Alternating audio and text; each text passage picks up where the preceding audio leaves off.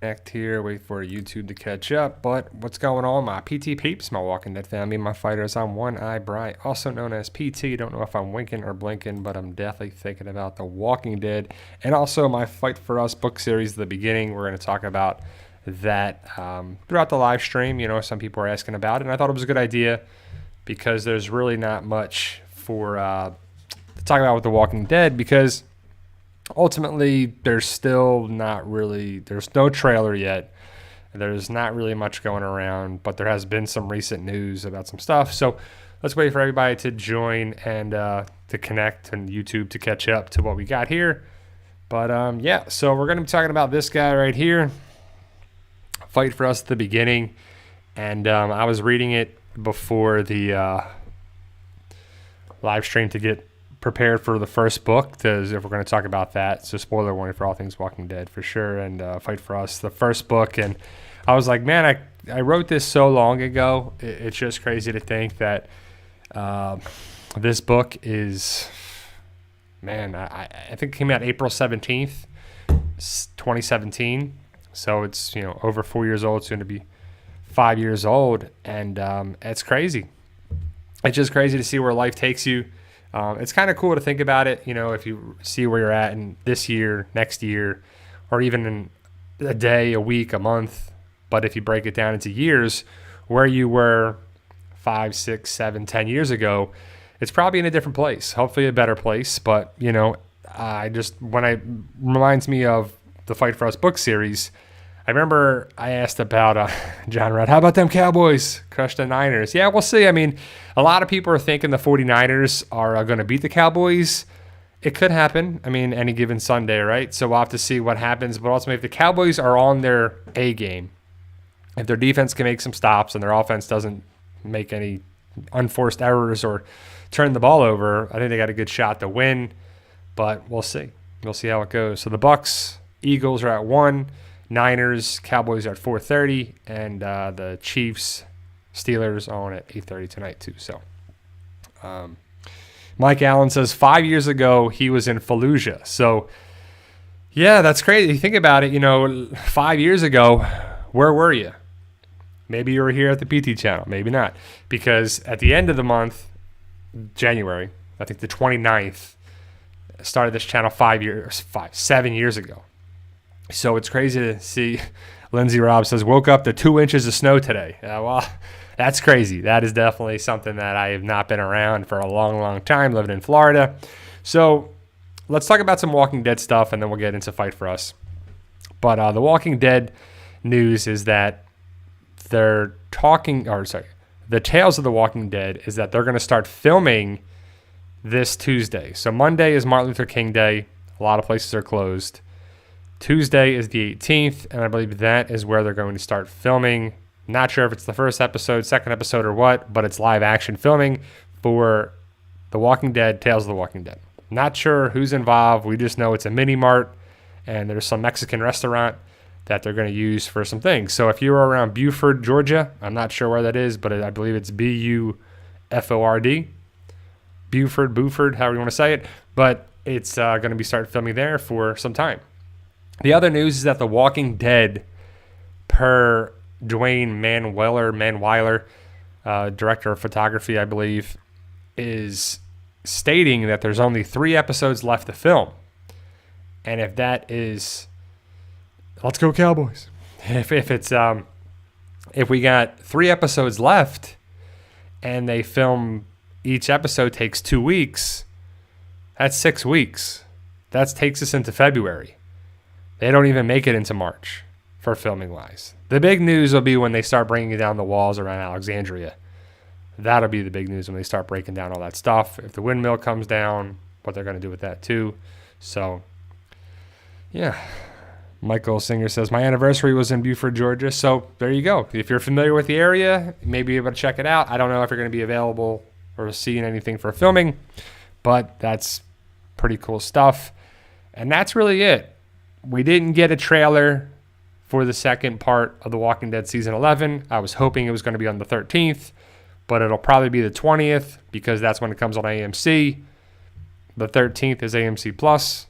The 20th is AMC in February. So we're less than a month out for The Walking Dead to return in February on AMC Plus, and about a month and 4 days from it returning on AMC.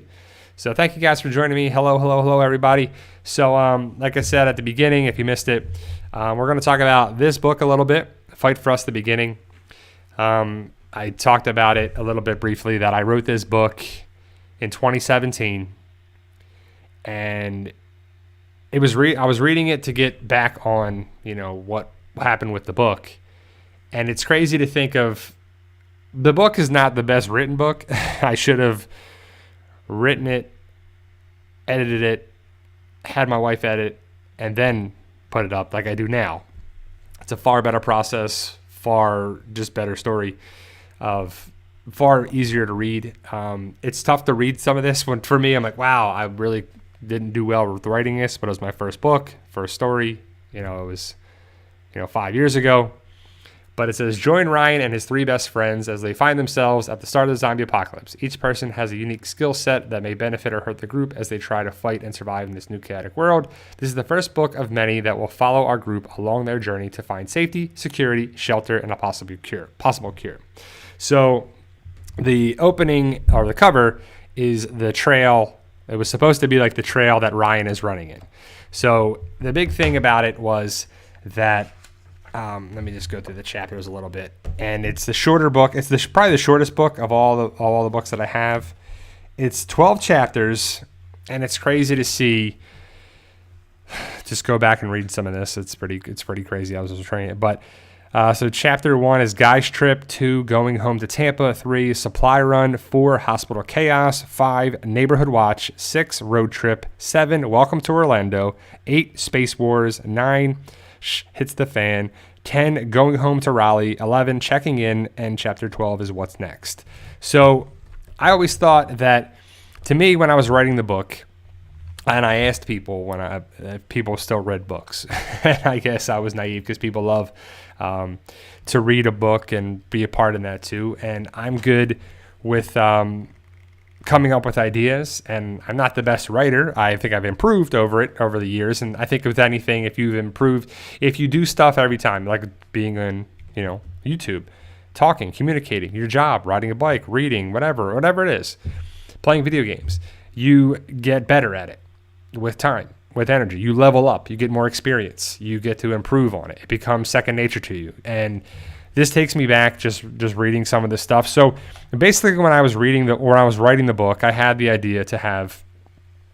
liked the idea of having my friends, my wife, my dad, everyone that's meaningful to me be in the book series in some way, shape, or form. Now, it's a fictional representation of them, even though I do describe my friends, Sean, Matt, and Phil in the book, and later in other publications, there's other books, or there's other characters. And it's crazy to think that I started it, and I'm proof that you can too. If you want to write, draw, dance, sing, whatever it is in life, within the limitations of the human body, you can't really fly without an airplane or a jetpack or something, but we always say, if you believe it, you can achieve it. You got to try. You have to work at it. With that, you have to improve.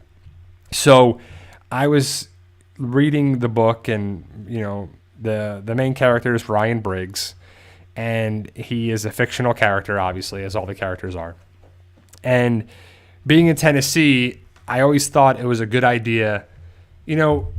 Thinking about the zombie apocalypse was like, where would it depends on where you would be, what you would be in the zombie apocalypse. Like we follow Rick Grimes in The Walking Dead, and it starts with him, the show at least, starts with him going to try and get gas. And then he goes to the gas station. And then it just takes out the zombie or the teddy bear girl. And then boom, it starts with Shane and Rick in the cop car. And we're like, whoa, what's this? But it was kind of like the splash scene to draw you in. And then it was a flashback of what happened. He got shot and he went to the hospital. So he was in the hospital during the zombie apocalypse. His wife and Carl were not. Shane took care of them. And it was kind of cool to see where it was. And that's a big part of where you would be in the zombie apocalypse, where you would be in it. Now, are you at work? Are you stuck in traffic? Are you away from your family? Are you with your family? Are you at your job? Are you, driving in traffic? Are you at the supermarket when the zombies come around you? It's kind of crazy, right? So, let me see. I saw some questions. You could always do a new updated version like Stephen King did with The Stand. I don't know. I thought about doing it too. I thought about going through and changing a couple things and updating some of the covers for the books. I thought about doing that for sure. And I also thought about putting multiple books together, like the first 2 or 3 books as one purchase and a thing. But it's tough to do through Amazon as a, independent person. I'm not a publisher, so I don't handle that. Ethan asks, do you think Fear the Walking Dead comic series would be cool? I don't know. I don't know. I probably wouldn't read Fear the Walking Dead. I don't know. The Walking Dead is great because it's like they're like superheroes. Like Michonne is a superhero. Rick, the characters in there are definitely pretty cool to see in a comic book story. And I don't think Fear the Walking Dead would be that interesting in my opinion. Diana Rainey says, how many pages should a book be, Bri? Well, it's up to you. I think if you want to do short stories or long stories, it depends on what you're trying to do. I kind of developed a pattern. Like my first book is only 12 chapters, but then a lot of books after that are 18 chapters. And I try to write about 10, 12, 13, 14 pages per chapter. So it comes out to be, if it's 18 chapters and it's an average of 13 pages, it's somewhere in the 240 range. My books are easy to read. I don't think you need to overcomplicate things because it doesn't have to be, in my opinion, overly complicated to get the point across. Now, I'm not a literature major. I'm not an English major. I didn't know how to do this. I didn't study and be taught how to write. My background is in medicine and physical therapy, and I have a bachelor's of science in exercise science. I have a minor in psychology. I have my doctorate of physical therapy. That really doesn't make anything for writing books. It's more like writing medical jargon and notes and stuff like that. So the big thing with it is that I wanted to have the characters be representing of myself and my friends. Now, Ryan is me and I'm Ryan, even though Ryan is an orthopedic doctor, an orthopedic surgeon. So he is definitely not a physical therapist. He's not from New Jersey. He's from North Carolina. So I did some changes here and there, still an East Coast person, East Coast guys. And I thought that the big thing would be that my friends are coming together and Ryan to come together because they haven't seen each other for a while. And so a Tennessee trip where I thought would be kind of cool where they're in North Carolina, Ryan's in Tampa, you kind of meet somewhere in there. And you think about, maybe Asheville, North Carolina, or, the one to mix it up a little. It could have been Nashville, but I thought about having a small town feel. And when Ryan goes for the run and encounters the zombies and then runs back to the cabin, did it actually happen in his mind? His friends don't believe him, and they go and Ryan takes him back to the spot. But it's not an exact thing. There wasn't like, this is where you were, Ryan. Boop, goes right back to it. So it takes time. So something happens in that time when Ryan runs back to the cabin after fighting off the 2 zombies and trying to save the obese, overweight hunter guy. And he goes back to the cabin, gets his friends, goes back to the area in the woods. And something happens where the truck is gone, the zombies are gone, the hunter guy's gone. There's a little bit of blood on some leaves, and that's it. And you're like, well, what happened? We still don't know, and it's kind of part of it. We can't give everything away. We can't explain everything, but then future books talk about it a little bit. They say about this. Like I'm just finishing up my In 100 Days Part 3, and it's a little bit more explained. So there's always a little bit of explanation in each book of previous things, setting things up, and I thought it was a really great thing what Greg Nicotero said in one of the Walker Stalker, I think the cruise or one of the conventions, one of his panels, because he says that The Walking Dead likes to plant a seed and then it takes time for it to grow into something. You're always planting a seed for something. And I thought that was a great way of doing it where you always have the idea of putting something in motion and having it go somewhere. Now, I hate it when shows put something in motion or have something introduced and then it goes nowhere, like the PPP card or Winnie or, like certain characters, certain aspects of stuff. And it's just glanced over or never happens again. And loose ends we don't like loose ends. And there's probably been a lot of loose ends since season 7. There really wasn't that many loose ends in, before season 7. There were, but it wasn't anything like pretty big. So I just can't think of anything off the top of my head that was like there. The Walking Dead is not a perfect series, but it's a great thing. It's a great thing that changed my life. Watching panels with Robert Kirkman in person and seeing what he said. And one of the main reasons I started this series was Robert Kirkman said a great thing. What he started The Walking Dead was when you watch the movies and the shows and whatever about the zombie apocalypse, mainly the movies, the person or group, they do their thing. They go what they have to do. They get into a helicopter or a bus and they get to the dock or they get to the island or they get somewhere safe. And then the movie ends. But what happens after that? He always wanted to know what happens after that. And The Walking Dead kind of turned into the zombie apocalypse story that's like movie-like that doesn't really end. So, but everything has to have a beginning, a middle, and an end. Even though I do like the idea of having things go longer and longer and longer, an explanation, and have that. And that's what I kind of thought too, was like, this story can go a long way. So my Fight For Us story, I've always thought it would be about 20 books. In my mind, I could come up with 20 books. And, it starts here with Ryan and Sean and Matt and Phil and Lauren, and then Bobby G is my dad. And so, like, I'm always picturing it when I'm writing it. And I thought it was something that was going to my head. So if you go through the chapters, and hopefully you've read book 1 of Fight For Us if you haven't, it's on Kindle and paperback on here too. So Mark Simmons says, Q&A, Bri, what is your favorite book? That's a good question. I don't know. Like, I was trying to think about it. Like, I have them over there. I mean, they all mean something different to me. You can do the Tom Brady, like, what's your favorite ring? The next one, but it's true. Like, I don't have a favorite story or aspect of it because it's ever evolving with Ryan and Lauren and Tampa and people that get introduced. And it's kind of cool to see where it is. So I don't know, like, it's kind of crazy to think about where the story has come from. It starts with Ryan. It says, it's a crisp Friday morning. The birds are chirping, and it's the perfect morning for an early outdoor trail run along the Tennessee mountains. As I step down the front porch steps of the cabin where we are renting, I check my watch, and it reads 6:43 a.m. I try to get a morning run in 4 to 5 days a week. I take a deep breath and enjoy the nice view of the Tennessee landscape. After a couple of quick stretches of my hamstrings, I take off for my morning run, and it's just like that's where it goes.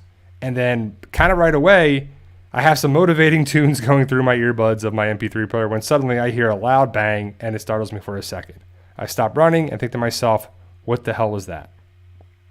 And that moment right there, within the first, 15 seconds, changes Ryan's life forever. And it's one of those things where things happen like that all the time in people's lives, where it can be a moment that changes your life for the better, for the worse. For meeting people, things happen for a reason. And yeah, if Ryan wasn't in Tennessee with his friends, he would have been back home with his wife. But he probably doesn't have his friends around. Because I'm thinking about it, I always wanted my friends to be involved in my life with everything to a certain extent. They live in New Jersey. I got a bunch of friends that live in Pennsylvania and New Jersey. And I live in Florida, so I rarely see them. I just saw them a couple months ago for my friend's wedding, for Sean's wedding, the real life Sean. And I saw Matt, and I saw John, and I saw, a bunch of my friends back home. And it was great to see them. But it's harder and harder to get friends together, and that's ultimately what the story is about. Friends coming together because they kind of have to. It's a force, the zombie apocalypse and the world changing them forces them to work together. And if they don't see each other in Tennessee, they probably don't see each other during the zombie apocalypse. Maybe Ryan goes to North Carolina to see his dad. Maybe he doesn't. Maybe the guys come down because of the Orlando connection with Matt's sister, who lives right outside Orlando. And it's just kind of interesting to see. But everything happens for a reason, whether we believe it or not. Small reasons, big reasons. I think a lot of that stuff happens, and that's blatantly said in the book too, that everything happens for a reason. Lincoln K says, Q&A still have the option to be added to the book series Fight Bride. Lincoln, yeah, I mean, definitely, if you're interested in being in it, I can definitely think about adding some characters. I know that it's always cool to have. I always thought the idea, like some people were approaching me to be in the zombie apocalypse story and be in the book series. Now, and I thought up a way to kind of weed people out, because so many people messaged me or, commented, and they said they wanted to be in the series. They want to be in the series. And if you want to be in the series, it's a thing in the Patreon. I cut it down, somewhat, because a lot of people were in it, and then it kind of clouds things with having characters in there too. But there's a good way to have some certain characters in the upcoming books and then future publications for sure. So if you're interested, just let me know, and Patreon kind of is the way to go. It kind of tells people if they're truly interested or not too. Planet Mixer says, what's your thoughts on Resident Evil? What do you mean, Planet Mixer? I had my review of the movie, the Raccoon City movie. I like Resident Evil. I don't really like the Alice stuff from the movie with Mila Djokovic. She's okay, and I like her as an actress, but it doesn't really pay homage to the movies specifically. It does, but it doesn't. It's the same, but it's different. I thought it was pretty cool, and I liked the most recent one with the mansion and stuff, and it had the horror vibes, and that's kind of what it comes down to too. So pretty cool. Jonathan Wilder says, Q&A, did you hear Tony Storm just left WWE? Now Mustafa Ali has to be released. First they're firing now people, and now want to leave. Yeah, I mean, WWE's kind of in trouble, but they still have some big talent on the roster for sure.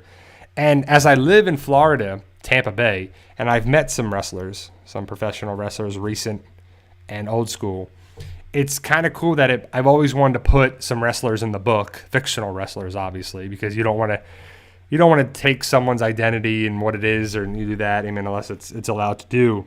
So it is kind of been tough to kind of play that where you have some sports people, because there's a lot of sports people. There's a lot of people that live in Florida, let alone Tampa. There's a lot of wrestlers. There's a lot of hockey players, football players, baseball players, not just people that play on the teams here, but recent, you can play for the Yankees, and you have homes here, and you have stuff that people around there because it's spring training around here too. So there's a lot of retired people, former Philadelphia Phillies, because in the Clearwater, and so there's a lot of people that live around here. So I've always thought to have some people, and some of the characters that you meet down the road are there too. So that being said, you have to have good guys, bad guys, villains. You have to have, Macho Man was a person that lived right here, real close to where I live now.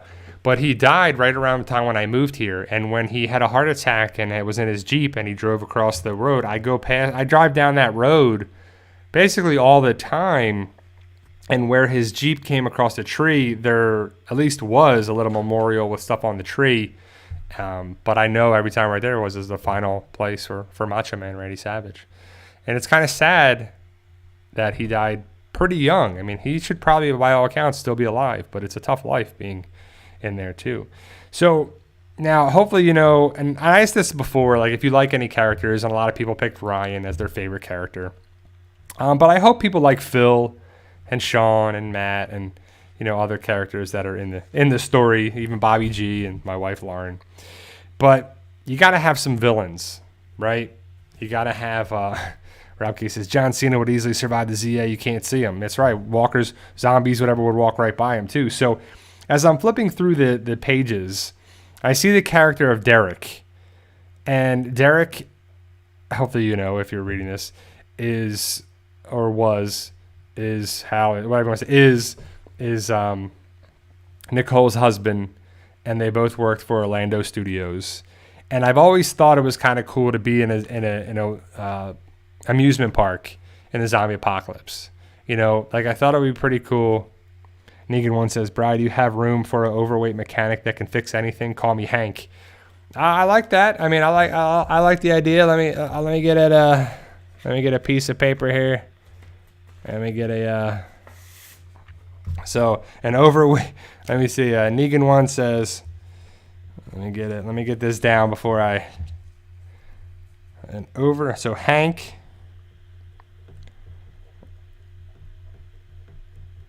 overweight mechanic that can fix anything. I like the idea of that. Negan 1, Hank. I have kind of one of my guys, Jaws Jr., later in the books, later on. I don't want to give too much away, but there's a character that's a person here in the series that I wanted to be called by a certain name, and he's kind of got the mechanic vibe. But there are different communities and groups. So you could be a mechanic for one of those groups, or they come across you in there too. So you could be a smaller character. But I like Hank, an overweight mechanic with a big beer belly or something. I don't know. I just suspenders. I'm just I'm picturing that too. But Jonathan Wilder asked, Q&A, did you watch a new Spider-Man movie, aka the best only Marvel superhero I really enjoy? Most close I stay with my anime. I saw the new Spider-Man movie. I don't want to give anything away if anybody saw it. I enjoyed it. I don't think it's the best Marvel movie ever made, but it's a good Spider-Man movie, that's for sure. It's pretty cool what they did with it, and hopefully there's more stuff, but I think it sets the tone with future movies too, with what they could do too. So, yeah. So ultimately, guys, so it starts with Guy's trip in Tennessee, going home to Tampa when Ryan and Phil go so Ryan and Phil go together from Tennessee to Tampa, and Matt and Sean go to Raleigh, North Carolina. Supply run, had to go get supplies, just gotta go to the hospital and get some stuff. Hospital chaos is the stuff breaks down at the hospital that Ryan worked at. You get to see some stuff happening there. Neighborhood watch is stuff around the neighborhood that Ryan is living. They try to set up secure around the neighborhood, and hopefully I paint a good picture or draw a good picture that the neighborhood that I live in has 2 entrances. That's it. Like, it's a smaller neighborhood. It's kind of a cut-through neighborhood. And so when I'm picturing it, there's like the one entrance in my mind, and then the other one that the main in and out, entrance, exit is the same way to get in. And so you would have to secure it because you have fencing pretty much all around it. And a lot of people pretty much all the homes have fencing except around the main entrances. So I was like, you got to secure those for sure, because one of the main things is you got to have safety, security, weapons, food. When you think of zombie apocalypse, what do you think of, right? I think of a mall. I think of a bus. I think of an RV. I think of I think of dogs. I think of family, friends, staying alive, weapons, knives, pistols, firearms, taking whatever you want, breakdown, looting, robbing, breakdown in society. People try to, I don't know. So Lincoln K says, I want to be called Scrap Heap, and I live in a junkyard, and I build a crazy maze or traps and hideouts, tunnels around the place. I trap people and take their stuff, but I don't kill them. So are we serious? Are we serious, Lincoln? Is that what we want to do, Scrap Heap? So you want to be called Scrap Heap? So I could work that into a thing, that's for sure, Lincoln. So Lincoln wants to be, let me put a little thing. So Scrap Heap. I like the idea, because if you've read the other books, you kind of know how you could. So you have a junkyard that kind of like lures people in, because like, why would people keep going to the junkyard though too, right? So there's a crazy maze. If you ever saw that movie, what's that movie with Bill Murray? No, it's Chevy Chase, Stan Aykroyd, Nothing But Trouble. Kind of is making me thinking of that, and it's a terrible movie, but it's crazy. It kind of reminds me of that too. So you have traps. So you trap people, but that kind of makes you one-dimensional. So you take their stuff, but you don't kill them. Oh, that's very nice of you, Scrap Heap. That's nice. That's a nice way to do it. So you just rob them and don't. Yeah. But I don't know. I kind of feel like you would have to branch out of your scrap heap and set up traps around Tampa Bay to kind of like put down the tax or something, the tax strip that people drive over and their cars break down.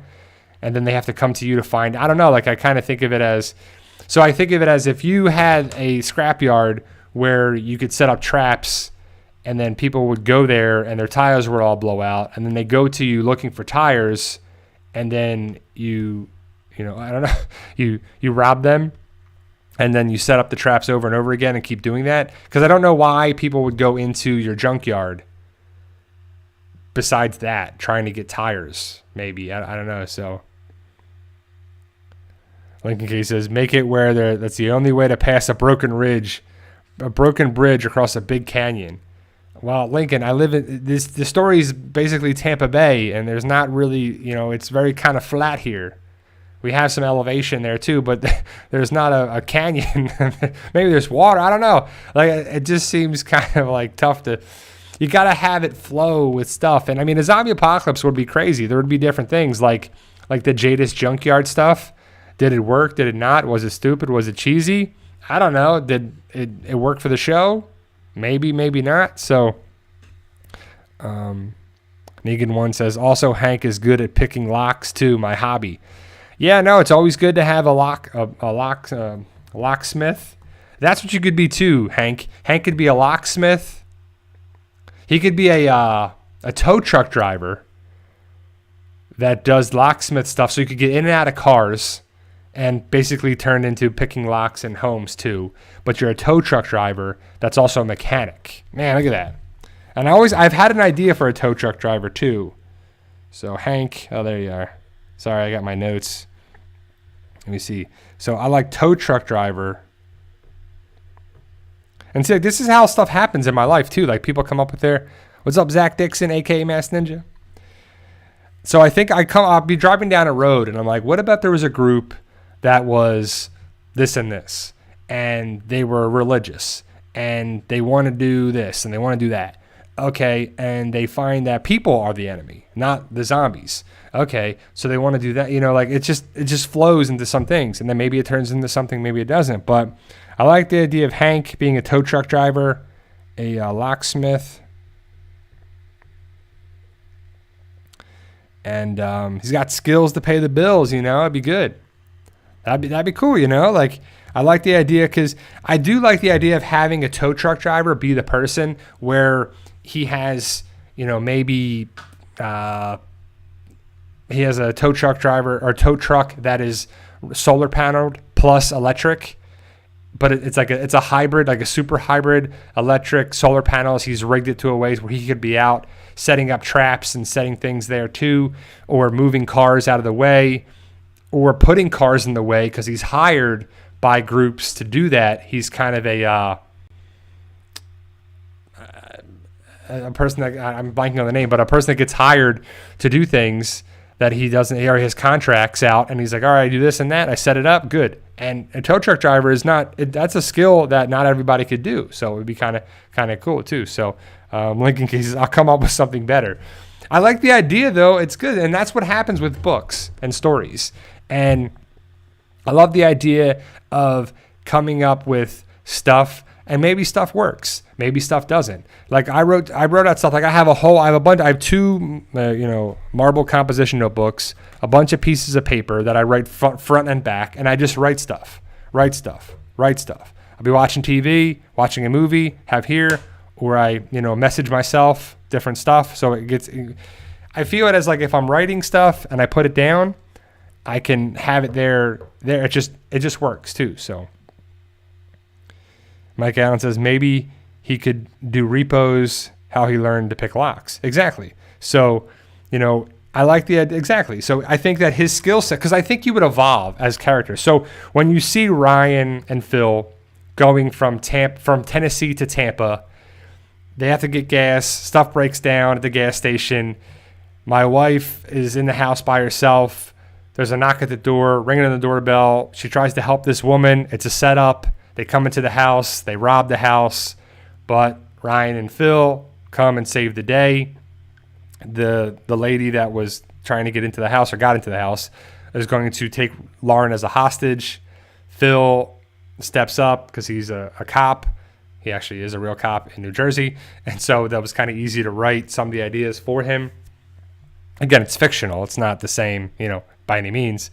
But it's still an idea that he's a police officer that has been through some crazy stuff, seen some crazy stuff. It's weighed on him. And I think that would be a big, important character to have in life and stories, but stuff who's been through a lot, people who've been through a lot. Military, PTSD, police officers, firefighters, EMTs, doctors, surgeons, like whoever, you've been through a lot of stuff. It's just cool to see that because I think people can relate to it. Now, I don't know if you can relate to Ryan or Phil or Matt or Sean or Kylie or Lisa or Lauren or the characters that you see in the books, but that's the goal. That's ultimately the goal, to see what these characters have too. So I'm not saying to steal my ideas or to do that, but if you have an idea for something, even if it's a zombie apocalypse story, and when I first started my books, people were like, You're copying The Walking Dead, bro. Walking Dead, you're copying it. No, the stories are drastically different. The Walking Dead story is, I don't even know when it technically started in the zombie apocalypse, or what year it was, but it's way before all this stuff. They call them walkers. They're in Georgia. Well, they're in Tennessee. They're in Kentucky, and then it's Georgia. Stuff flips around. They go to a prison. They do that. It's just not the same by any means. And if you actually read the books, you would know that the stories are different. Like, there is nothing out there now, unless you come up with some crazy stories or some crazy thing, that really hasn't been touched on, explored, written about, shows, movies, whatever, comic books. There's not really that much originality of things in there, too. Like, it's a zombie apocalypse. Tommy Griffin Jr., what's up? So, my idea was to have the zombie apocalypse, friends come together, represent myself, my friends, my wife, my dad, and all the chaos that ensues. You got to get home to your loved ones. Okay, so Ryan and Phil get back to Lauren, and Lauren's okay. The neighborhood is in shambles. People are stuff's getting robbed. People are freaking out. There's homes. There's that. There's people. Then my neighbor across the way when I was writing it was a police officer. Now, since then, it's been a different police officer that lives there, but there's a police officer that lives a couple houses down from me. So when I'm writing it, I'm like, okay, so that would be kind of a character in the movie. I never really got to know the guy, so I didn't even know his name or whatever. But the couple that's over there, in the book at least, it's Ray and Stephanie. So Ray and Stephanie are friends with Ryan. Ray is fighting Phil, and Ryan steps in, and so they figure out what to do. But Ray was bit by an old lady neighbor that no longer lives next door to me. But her name is Martha in the book. It's not Martha in real life, but it was a character that kind of represented there. So you would see stuff in your mind picturing it. And if you can't picture it, how can the readers picture it, right? So I thought writing stuff in my mind, and there's been a lot of times where I'm writing it and I'm picturing myself and Phil, or my dad or my wife, and just writing all this stuff in there. It's not real, but it's real in my mind. I'm picturing it. I'm living it. I'm driving down the street and making a left turn and cutting through traffic and going over here and walking over walkers, like it would be kind of crazy. So Hank Wade Ford, that's a name right there. So HWF. I'm HWF. Nice to meet you. I can get that lock open, but now you got like a southern twang, trucker hat, beard. I don't know. I just pictured this guy, right? And that's what it means to me, is like I pictured the characters. I guess I got a good imagination, and I think you have to have a good imagination for stuff to buy into stuff. And I told you about some different shows that I'm watching. Yellowstone, finished the first 3 seasons. I'm waiting on season 4 to come on Peacock. Love the show. Taylor Sheridan, very good writer. Mayor of Kingstown, we're on episode 10, the season finale. I'm excited to see where that goes, and to see where stuff goes. The grittiness, the toughness, the tough nature of stuff makes sense to watch it too. So Mike Allen says, want a half crazy special forces sniper. So, Mike, I don't want to give anything away because it's far down the road, but hopefully you guys are reading my books. I think Mike and his wife Sasa read the books. You should know about a military group that's kind of coming more and more into the story, and I have a whole bunch of different characters in mind for that crazy big group of the characters that are, because that can be a big group of military people from different branches, Army, Navy, Air Force, Marines, and then they would give each other crap because they're a big family. So they would give each other crap from the different special forces or different groups or this and that. Like Army people would give Navy people crap, but they all rag Air Force and the Marine. It would just be kind of cool to see that dynamic because my brother went to West Point. My stepdad was in the Army. My grandfather was in the Army. I have had a bunch of different patients that were in special forces and in the Navy and this and that, in the Coast Guard. So it's kind of cool to see all these different aspects. And I have friends that are in the Air Force, a friend that's in the Army now still. So it's kind of cool to see the dynamic. And it's all good. And it's all in a good fun for ribbing and giving this guy, like an Army guy, giving a Navy guy crap. But at the end of the day, I think you would care for each other. And that's what I think that military group would be. And, yeah, so a crazy special forces sniper that I just, that's why I think I could write at least 20 books and then more after that. So the story would go and flow in a way that would make sense, and it just would be really cool to see. But early on in the first book, I wanted to introduce the characters, So Jeannie says, my person could just be called the librarian. So, see, that would be kind of cool, too, is if you were collecting books and putting them aside for the future. Because in the zombie apocalypse, you want to preserve things. You want to preserve water sources, food, farms, books, knowledge, education there. And if you don't really have the internet as much, or if that goes down, you don't have Google or whatever anymore. You got to go to books, the encyclopedia stuff, right? So some areas would have internet, some wouldn't. Some would have this, and stuff would go out. Servers would go out, 5G towers, or I guess at this stage, because it's set in the future. It's not known in the first book, but the book is taking place in 2025 as, the story in the future. So electric cars would be more prominent and stuff would happen there too. So when I just looking at the stuff, when you go to now, Ryan and Phil start in Tennessee, go to Tampa, come back there, and then they go to Orlando. Well, they go to Lakeland, which is between Tampa on I-4, Tampa, Lakeland, and then Orlando. And then Space Wars is the title of the story.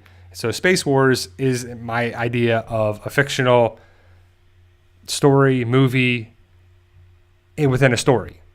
So, like, the idea of having Space Wars is a fictional sci-fi stuff that's a ride, part of a theme park in Orlando Studios. So I combined, a couple theme parks into one in Orlando. So Space Wars, if you guys read the stories, that's kind of a ride and the stuff there. And I've always thought it'd be really cool to have a bunch of zombies stuck in a theme park and you got to get around, like it would be kind of like that too. So, and then going home to Raleigh, that's Matt and Sean going back to Raleigh to go see Kylie and check with Lisa, Sean's wife.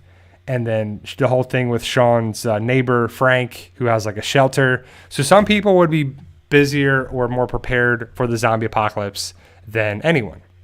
So, I think that was the big thing too, is like, if I wrote a story today, the people that are reading it are probably Walking Dead fans or zombie apocalypse lover fans, right? So they would know we have to have these characters to be smart too. Like, it's really stupid and annoying. Like it is kind of in the beginning at the golf course when we don't know about zombies and stuff, and then you have to go for the head. But right away they kind of come up with the idea. It's pretty quick where you have to do that.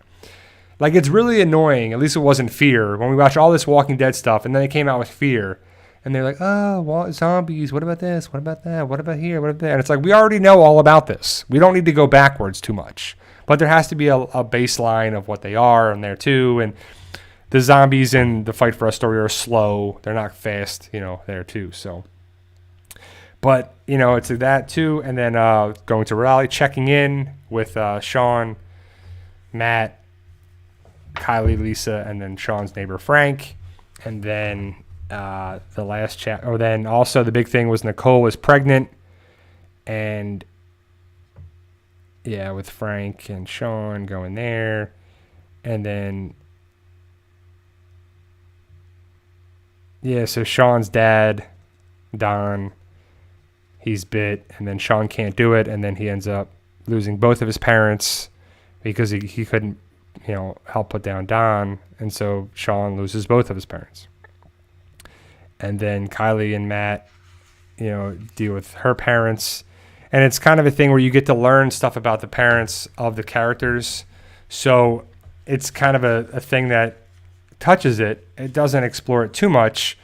But, you know, if you think about it, too, you don't really know much about a lot of characters' parents or life too much in the zombie apocalypse. You just know about their characters or about themselves or the main people. So you touch on it a little bit. And then the last chapter is what's next. And it starts with Nicole has been in labor for a couple hours. Phil keeps putting a cold wash rag on her head. Lauren is working on Nicole's breathing while I try to keep her calm, and I'm trying to deliver the baby. So, and I say I'm not an obstetrician by any means, but being an orthopedic doctor, I'm the most qualified person in the house to deliver Nicole's baby. Well, it turns out she has babies, and it's, you know, the twins, which will be the future of stuff, and it's always a good thing to have that.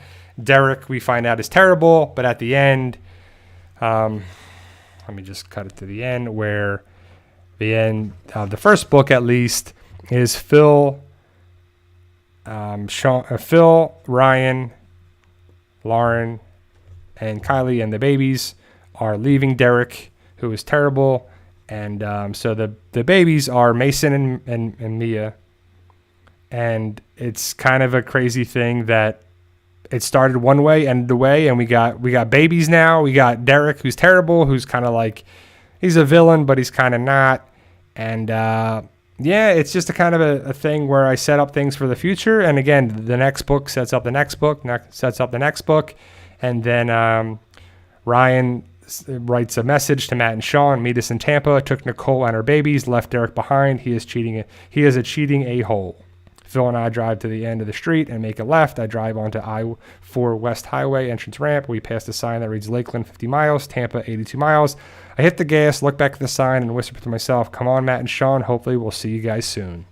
End of the book. So kind of sets up the next things for Matt and Sean to make their way down, because the idea is that Matt and Sean would go to North Carolina, check on Bobby G, check on some stuff, be up there, and then hopefully reunite with Phil and Ryan, and that Nicole, Matt's sister, is not that far away, so it's kind of cool to see it. So that's kind of a thing where that's just where the story goes. And then the next thing set up to the next, to the next, to the next, and then you meet new characters and new involvement. So it's definitely cool to see, you know, where it kind of starts, the beginning. That's why it's called The Beginning. And each book is titled something that is meaningful to the story, obviously. And, you know, the books are titled, you know, the order of the books are in the description of this video and all videos there too. So it's definitely pretty cool that man, so sorry I didn't really read a lot of the chat when I was trying to go through the books, but overall this book means a lot to me. It's definitely up there as one of my favorites, even though it's probably the poorest written. I don't even know it. The first 4 books were rushed because people enjoyed the book series and they're like, when's the next book coming out? When's the next coming out? When's the next? And so I was like rushing to get it done right. And the editing took a hit. I've learned now that I'm going to take my time with it and, you know, do that. So I think the book, if you enjoy the first book, you'll enjoy where we're at now. So the latest book is Fight for Us Captured. And I don't want to give much away. Hopefully you guys will check those out. And hopefully you enjoyed me talking about the Fight for Us book series. And I do like the just discussion of everything here too. So I see a lot of people thinking the Book of Eli after the librarian stuff, like trying to keep the book. So the Book of Eli to me was I love Denzel Washington, so I can't say anything bad about him. But the story was kind of like, I was thinking the story was going to be different than it was with Eli and what they were trying to do. But ultimately, it's them trying to preserve humanity and the stuff that would be there too. And I think that's a good way that you should try to preserve things. Now that we're more digital, less paper, but there's always a need for that. There's always a need for, paper books, the Bible or Bibles and stuff to have paper copies of things, even though we're getting less and less of stuff. I know a lot of people only read my books on Kindle. So I always make it available on Kindle and paperback. I do want to have it in audiobook form, but that just takes time and the format to get done right. So that's something down the road for sure. But I do... let me just try to go back and read on there too. Jeannie says about the library, and so I do like the idea of that too. I think there should be somewhere involved in the story that, the library where it's all about preserving,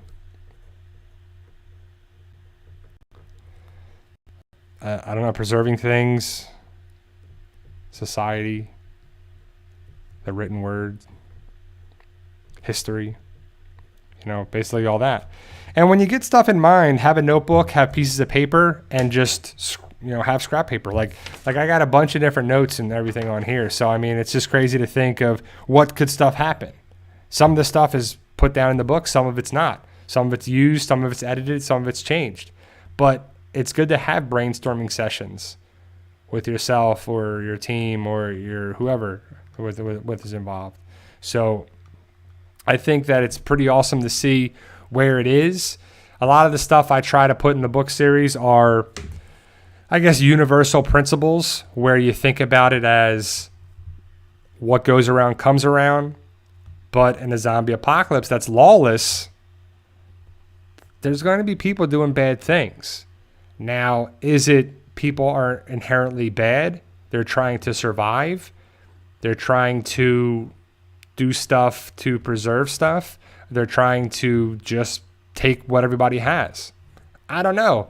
Because, I hope you would think that Ryan is a good guy, but he's had to do some terrible things. Or he will do some terrible things.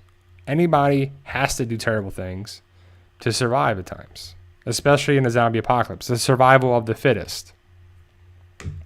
And I don't think anybody would do anything, at least in this group, or this chat, would do anything out of their way to go harm people. But in a zombie apocalypse, experiences make you do a certain way, and you may be able to feel like you can get away with it because who's stopping you? Like there's a thing where if you don't have any consequences, would you do good things or bad things? If you can get away with it, right? Like the internet is anonymous, basically, right? So there would be people stealing stuff from stores on there too, but you don't pay for things in a zombie apocalypse, right? At least I don't think so. You would in a different way. Maybe you develop a thing where you're trading, bartering, I don't know. And then I always thought about what about people would we want to take money from banks? Would people do that? And I think there would be. I just think of all these different things of what would people do. So the first thing I would want to do is to have enough food, shelter, water, weapons, security to protect myself. Like I would want to have my house be a fortress. I would want to have to be able to lock all the doors, lock it down, have enough food, water to live for days, weeks, months, years. Then I want to have entertainment. Like if you ever lost your power for more than a couple days, to me, that's what a zombie apocalypse would be like on a minimal, minor scale. You would have no power. You couldn't watch TV. You couldn't go on the internet. You may be able to, have electronics for a little bit with battery, but once it's gone, it's probably gone. You can't just plug it in to get that. So, yeah.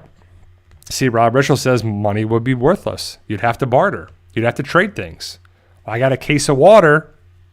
Let me get something. I don't know what you would trade for it. But I think water, bullets, food, protein bars, or whatever, it would be the currency. Yeah. So I think people that have been to third world countries or in the military and been in wars and see that stuff, you would see how bad quickly things can turn. Look how bad it was in the pandemic. People are still robbing people in different states and cities and stuff all over the place. They're going in and wearing masks and breaking into places and stealing stuff. Are they doing that for fun, necessity, because they feel like they can get away with it? I don't know. I mean, it's all their perception. I personally would never want to do that, but I wouldn't want to put myself in a situation that I have to do something like that too. So, but it's kind of cool to talk about. I mean, I remember people talking about the start of the pandemic and they're like, I want a zombie apocalypse because I would take over. I would get stuff done. I'm like, sure you would. You would want to have a zombie apocalypse? No, you wouldn't, because it would be terrible. All the stuff you would be forced to do would be terrible. Like, I can't imagine the stuff that people would actually have to do to stay alive. Like Alan just says, it turns bad quick, like super quick. Like, it would take probably a couple of days for stuff to be really bad. Like Gene says, like the Purge. They're all killing folks. I'd be robbing some stores. So the Purge, exactly. That's a prime example. Zombie apocalypse would be the same way. It'd be a forever purge, I guess, too. So it's food for thought.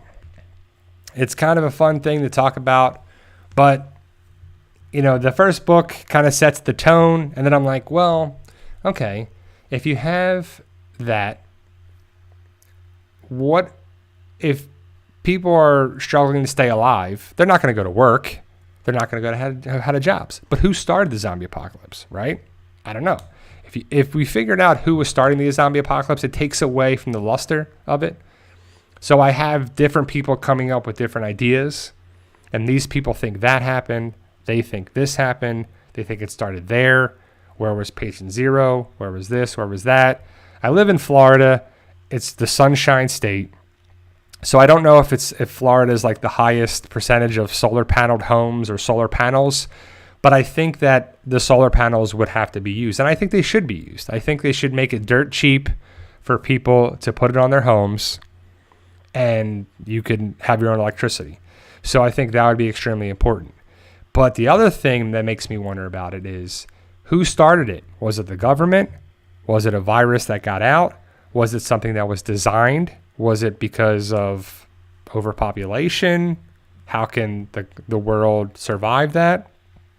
I don't know. It's just a thing that would be kind of interesting for a story, a fictional stuff that could go into a bunch of different tangents. Maybe it's a little bit of a bunch of different categories. So the other thing is that the world is going towards more robotics.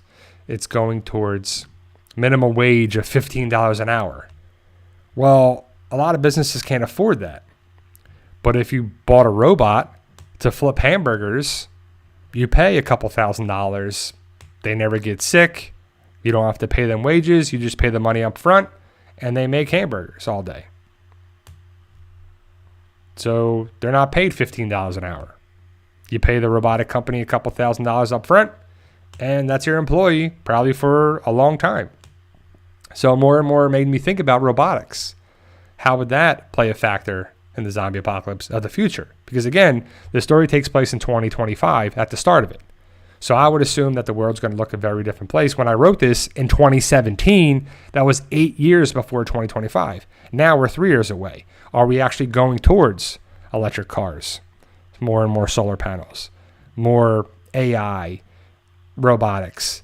I think that I thought it'd be kind of cool to see that blended in with the zombie apocalypse story. So again, I don't want to give too much away, but it goes in some different tangents. So people are talking about an ocean spore from a volcano. So yeah, exactly. The start of the zombie apocalypse is, debated. Was it designed? Was it something that was going to happen? Was it inevitable, like Thanos? I don't know. It's kind of cool to think about it. And so food for thought was Scrap Heap, the junkyard, the Hank Wade Ford, an overweight mechanic that can fix everything, but I like him to be a little more tow truck driver, locksmith kind of thing, librarian, preserving things, you know, kind of the history of stuff. I think that's kind of cool. So, you know, Robert says lab in Wuhan. Yeah, I don't know. That'd be a little too close to home for a lot of people. And again, it's fictional stuff that's there. It's not made to, so Negan 1 says, I'm a robot mechanic in real life and making a good wage fixing robots. See, look at that. So we have Hank.